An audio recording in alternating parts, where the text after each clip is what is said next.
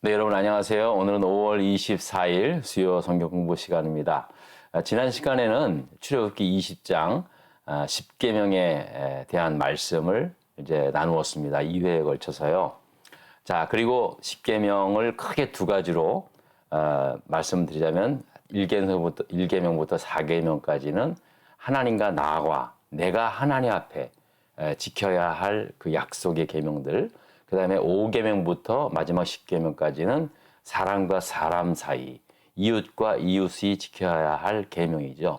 그래서 예수 그리스도는 이 10계명의 이 율법의 말씀을 딱 두 개로 정의하지 않습니까? 하나님 사랑과 이웃 사랑.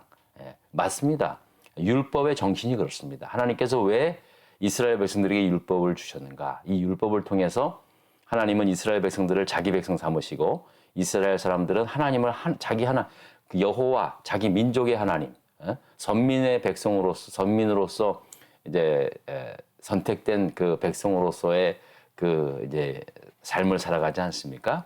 그랬을 때 하나님께서 그들에게 이제 율법을 통해서 이제 언약을 하시죠. 근데 이 율법의 정신이 그렇습니다. 율법이 무슨 율법을 통해서 무슨 하나님께서 뭐 그냥 이스라엘 백성들을 강제적으로 아무튼 그 하나님만 섬기는 그런 백성으로 삼겠다고 하는 그 의도가 아니라 사실은 율법의 본질은 하나님을 어떻게 사랑하는지, 그리고 또 하나님과 이웃과 나 자신의 어떤 관계 구도가 어떤지, 그리고 이제 21장서부터는요 실제적으로 보면은 하나님께서 주신 규례들 가운데 사실 거의 대부분이 사람과 사람이 어떻게 이제 관계를 형성해 가면서 살아야 하는지를 말씀하고 있습니다. 그러니까 결국은 이웃 사랑이 하나님 사랑이고, 하나님 사랑한다면은 반드시 이웃과의 어떤 그 사랑에, 그리고 이웃과의 관계에 있어서도 정말 하나님 대하듯이 절대 하나님을 따로 해놓고 사람과 사람의 관계가 이루어질 수 없다라는 것을 율법을 통해서 말씀하고 있는 거예요. 그러니까 율법의 중심은 사랑이다. 두 가지로 나누면 하나님 사랑, 이웃 사랑. 그리고 이제 구약의 10계명으로 나오면 구체적으로 말씀을 하고 있고. 자, 그리고 오늘 21장서부터는요. 그럼 어떻게 우리가 이웃을 사랑해야 하는가? 무조건 뭐 사랑합니다, 좋아합니다. 그런 게 아니라 이제 물론 좋을 때도 있지만 사람과의 관계에 있어서 나쁘게 형성이 될 때도 이제 있지 않습니까? 또 뭐 사고로 말미암아 또 범죄로 말미암아 이웃과 이웃 간의 관계가 이제 깨질 때가 있잖아요. 그랬을 때 어떻게 이것들을 처리해 나가는지 그런 거에 대해서 이제 말씀을 하고 있는 것입니다. 자, 이제 문제 1번을 보겠습니다. 자, 1번을 보시면은요. 한번 읽어보겠습니다. 이스라엘 백성이 히브리 종을 사게 되었을 때 그에 대한 규례는 무엇입니까? 라고 1절서부터 4절의 말씀인데요. 자, 이 당시에도 이제 종의 제도는 있었던 것 같아요. 사람을 사고 파는 그런 제도가 있었던 것 같습니다. 그런데 히브리 종을 만약에 자기 민족 가운데, 자기 이스라엘 백성들 가운데 히브리 사람을 만약에 사게 되었을 때는, 종으로 사게 되었을 때는 6년만 일하게 하고 7년째 되는 날은 몸값을 물지 않고 그냥 바로 자유인으로 돌려보내라, 그런 말씀입니다. 그랬을 때 단신으로 왔을 때 그 사람이 아무런 저거 없이 단신으로 왔을 때는 단신으로 나가게 되고, 만약에 와서 종살이 하면서 장가를 들었을 때는 그의 아내와 함께 나가고, 만일 주인이 그에게 아내를 주어서 결혼을 하게 되어 그가 아들이나 딸을 낳으면 그의 아내와 그의 자식들은 상전에게 속한 것이다 라고 하겠어요. 야, 이건 불합리한 것이 아닌가라고 생각을 하는 거예요. 생각할 수가 있죠, 그죠? 그리고 상전에게 속한 거니까 네가 나가려면 단신으로 나가라. 내가 홀몸으로 왔으니까 홀몸으로 나가라. 아내도 사실은 주인의 소유된 그 당시에는 이제 그렇게 됐으니까 그 정도는 이해를 하셔야죠. 그러니까 주인의 소유를 그 사람한테 줬으니까 네가 나갈 때는 다 두고 나가라. 이제 그런 말입니다. 그러면 여러분, 사실 뭐 누가 나갈 때 처자식이 멀쩡히 있는데 그 두고 나가겠습니까? 그렇게 뭐 이제 그러면서 이제 뭐 잘 제대로 못 나가겠죠. 그래서 이건 좀 약간 불합리하다 생각도 들긴 해요. 그런데 이제 분명히 단서가 있어요. 너가 정말로 주인이 싫고 널 잡아두기 위해서 아내를 주어 애를 낳게 한 것이다. 그렇게 생각하면 혼자 나와도 된다는 거예요. 그럴 수 있잖아요. 만약에 주인이 야, 저 종 진짜 마음에 들어. 내가 꼭 갖고 내가 오랫동안 이제 데리고 있고 싶어. 그러면은 여자도 주고 애도 낳고 해가지고 이제 7년째 데리다 너 나갈래? 그냥 나한테 있을래? 이렇게 할 수 있잖아요. 나쁜 사람이야 그런 마음이 있었잖아요. 근데도 불구하고 나는 당신 같은 주인 섬기지 못한다라고 했을 때는 그냥 나가면 되는 거예요. 홀로 나신 나가면 되는 거예요. 예, 혼자 몸으로 들어왔으니까 혼자 나가면 되는 거죠. 자, 물론 이제 모든 법에 있어서 항상 한쪽만 좋은 건 없지 않습니까? 이제 그런 경우도 중요하다라는 거예요. 그랬을 때 이제 2번 문제를 보면은요. 자, 2번 문제를 좀 볼까요? 또 다시 보겠습니다. 여기 됐습니다. 2번 만일 히브리 종이 자유인이 되지 않고 종신토록 그 주인을 섬기고자 한다면 어떻게 합니까? 라고 그렇게 이제 질문을 하는 거예요. 자, 그러니까 무슨 말이냐 하면은요. 이제 뭐 자기 처자가 있는데 아내도 있고 자식들도 있는데 내가 나 나가지 않겠습니다. 또 주인도 싫지도 않고 그러면은 나는 그냥 나가지 않고 평생 내가 이제 주인 밑에서 내가 가족들을 데리고 섬기겠노라. 그렇게 이제 할 수 있는 거라는 거예요. 근데 그것이 마치 이제 평생 동안 종로를 탄다고 생각하지만은 다른 면에 있어서는 이제 가족으로 주인과 함께 산다는 개념으로 우리가 받아들이면 됩니다. 그 당시에도 이제 이런 어떤 어쩔 수 없이 남의 집살이를 하는 그런 사람들이 왜 있지 않겠습니까? 그죠? 뭐 우리나라뿐만 아니라 지금도 정말 굶어 죽는 상황에서는 어떻게 합니까? 남의 집 머슴이 되는 뭐 요즘은 뭐 머슴이라는 얘기는 안 하지만 또 그런 경우들이 종종 있지 않습니까? 그랬을 때 절대로 무례하게 그렇게 행하게 하지 말라는 그런 거죠. 또 법으로 이렇게 규정되고 있지만 이게 어떤 면으로 봤을 때는 야, 이거는 평생 그 사람을 종으로 삼겠다는 심보 아닌가? 그렇게 생각했지만 또 다른 면에 있을 때는 가족을 형성을 하게 해가지고 함께 살아가는 그런 의미로서도 충분히 볼 수 있다는 사실입니다. 자, 그런데 그러면 만일 이 히브리 종이 자유인이 되지 않고 종신토록 그 주인을 섬기고자 한다면 이제 어떻게 합니까? 라고 이제 물어보지 않았습니까? 그랬을 때 6절에 보니까 그렇게 말합니다. 상전이 그를 데리고 재판장에게로 갈 것이요. 그를 문이나 문설주 앞에, 그러니까 주인 문설주 앞에 데리고 가서 그곳에다가 이제 귀를 대고 송곳을 뚫고 귀를 뚫을 거예요. 그래서 그는 종신토록 이제 그의 상전이 되게 그의 상전을 섬기겠다라고 하는 그런 표를 만들어서 이제 귀걸이를 달게 한 거죠. 귀걸이의 유래를 알겠죠. 예. 자, 그런데 우리가 이제 히브리 사람들이 종살이하는 그런 규례를 놓고 보았을 때 여기서 한 가지 분명히 알 수 있는 것은요. 다른 민족과는 달리 이스라엘 사회에서는 계급 사회가 없었다는 거예요. 우리가 여러분 보면은요.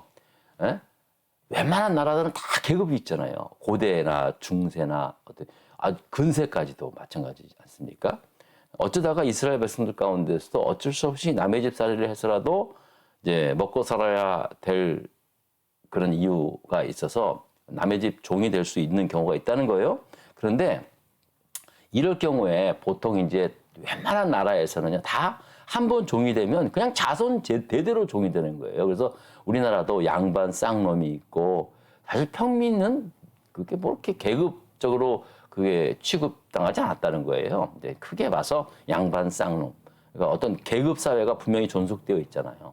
그리고 다른 나라도 또 다 마찬가지잖아요. 어떤 무슨 귀족이 있고, 그냥 평민이 있고, 또 노예 계급이 있고, 뭐 어떤 나라든지 간에 다 계급 사회가 존재했습니다. 그런데 이스라엘 나라는요 계급 사회가 없었어요. 물론 이제 어떤 그 지위, 어떤 뭐 장군이라든지 뭐 그런 지위들은 있었지만은 종의 제도도 있었지만 그 사람이 6년만 남의 집살이하고 7년 때는 자유인이 될 수 있는. 그러니까 계급 제도가 존재할 수 없어요. 율법에 따르면은요. 그러니까 이 하나님의 율법이 오히려 인간의 어떤 그런 말도 안 되는 계급 사회를 없애버린 거죠. 우리가 보기에는 종 뭐 종의 제, 뭐 노예 제도도 있었네. 뭐 이렇게 볼 수 있지만은요. 예, 그 당시의 사회적 어떤 그 환경으로 봤을 때 진짜 파격적인 거예요. 그러니까 하나님의 율법의 말씀은 절대로 인간을 인간답게 만드는 그러한 말씀이었지 절대로 사람을 어떤 노예화시키거나 그렇게 하지 않았다는 거예요. 그리고 또 인간의 상황 속에서 어떤 집안은 그럴 수 있지만 갑자기 뭐 망하거나 아니면 남자들은 그 당시에는 남자가 굉장히 중요한 역할을 했던 사회였는데 남자가 죽게 되거나 그랬을 때 갑자기 살 길이 막막할 경우가 많이 있잖아요. 그랬을 때 남의 집 종이 되더라도 절대로 평생 종이 안 되도록 그렇게 다 제도화됐다는 거예요.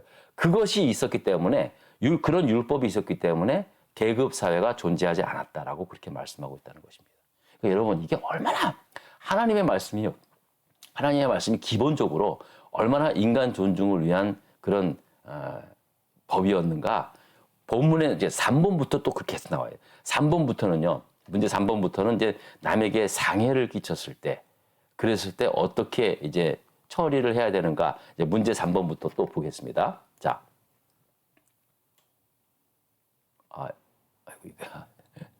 자, 이게 보겠습니다. 반드시 죽여야 할 죄값을 치러야 할 죄들은 무엇입니까? 라고 그렇게 이제 3번에 나와 있는데요. 자, 이제 살다 보면은 사람을 상해를 하거나 또 어떤 죽일 수 있는 그런 살인 사건도 많이 일어나지 않겠습니까?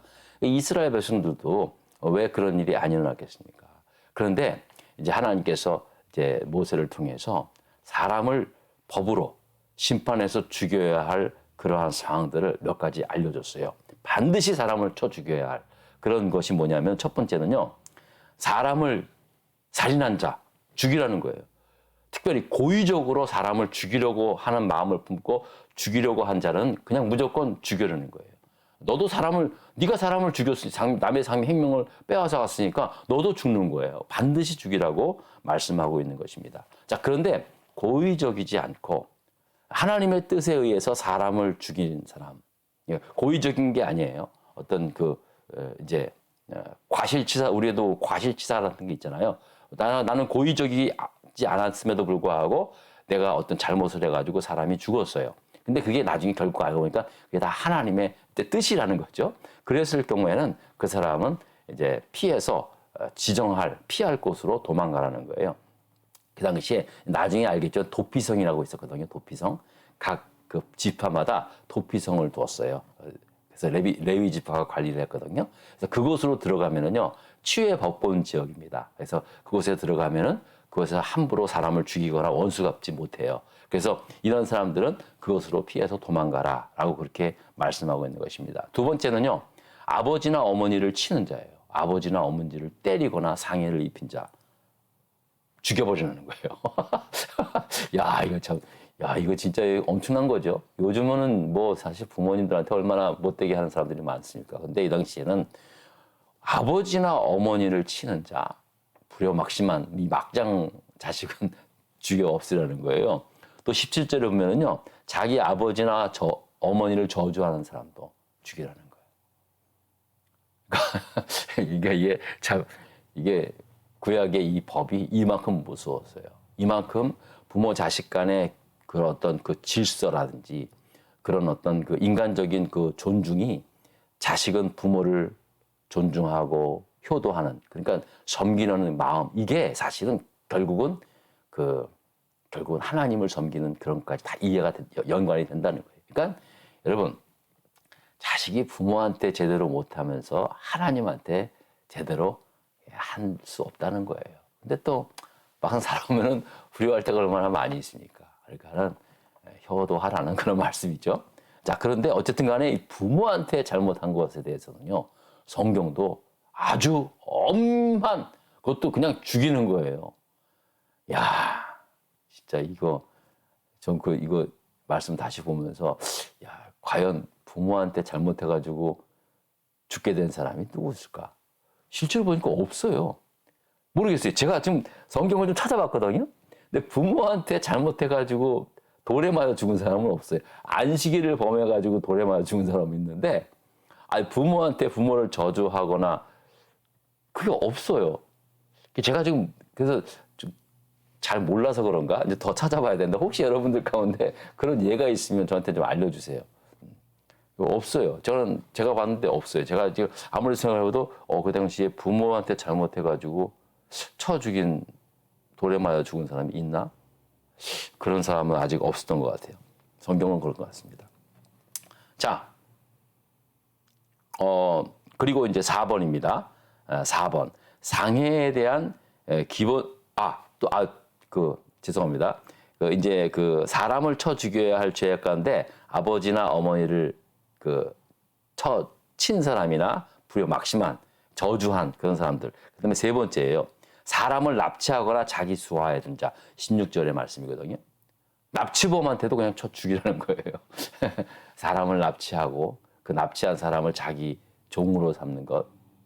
이거는 하나님이 용서하지 않는 죄라는 사실이죠. 자, 그리고 네 번째. 상해에 대한, 네 번째입니다. 29절. 소를 단속하지 않고 사람을 죽이면 그 소주인도 죽이라는 거예요. 그러니까 이게 무슨 말이냐면요. 자기 소가 사람을 쳐받는 그런 것 뻔히 알면서도 단속하지 않은 채 있다가 그 소가 나가서 사람을 죽이면요. 그 주인 책임이라는 거예요. 그래서 그 주인도 죽이라는 거예요. 남의 생명을 죽였으니까. 그러니까 이게요. 이제 문제 4번에 나가면은요. 제가 이제 그냥 읽어볼게요. 상해에 대한 이런 남을 죽이거나 남한테 해를 가한 거에 대한 그 형벌에 대한 원칙, 규례의 원칙이 뭐냐면요. 23절부터 25절의 말씀인데요. 제가 한번 읽어보겠습니다. 23절서부터 25절의 말씀입니다. 자, 그러나 다른 해가 있으면 갚되 생명은 생명으로, 눈은 눈으로, 이는 이로, 손은 손으로, 발은 발로, 된 것은 된 것으로, 상하게 한 것은 상함으로, 때린 것은 때림으로 갚을지라. 그러니까 등가 원칙이인 거예요. 당한 만큼 누가 갚아주라는 거예요. 자, 그런데 이것에 대해서 이제 이슬람교도 이제 굉장히 이것을 강조하고 있어요. 그래서 그들도 당한 만큼 이제 보복하는 그런 사상으로 그들은 이제 믿어졌거든요. 그들의 신앙은 보복 사상으로 이어졌거든요. 근데 우리 하나님의 백성들에 대해서 이 말씀은 어떤 말씀이냐면 보복하라는 개념이 아니라는 거예요. 굉장히 중요합니다. 이건 무슨 말이냐면요. 생명은 생명으로, 눈은 눈으로, 손은 손으로, 발로 발로, 된 것은 된 것으로, 상하게 한 것은 상하게 한 것, 때리면 때린 것으로 그렇게 갚을지라. 이것은 뭐냐면요. 제일 중요한 것은 생명 존중 사상입니다. 그만큼 생명을 존중하라는 거예요. 꼭 남을 죽여서가 아니에요. 남을 괴롭히거나 때리거나 그런 것도 다 생명을 존중하는 차원에서 그렇게 배상을 하라는 거예요. 그리고 이 배상의 원리는 등가 원칙에 의해서 하라는 거예요. 예? 그래서 이건 보복의 어떤 그런 의미가 아니라 배상, 그리고 갚아주고 사과하는, 속죄하는 의미에서 하나님께서 규례를 만들었다는 거예요. 어떤 사람은 이 문제에 대해서 굉장히 잘못 해석한 사람이 있어요. 그렇지 않다라는 거죠.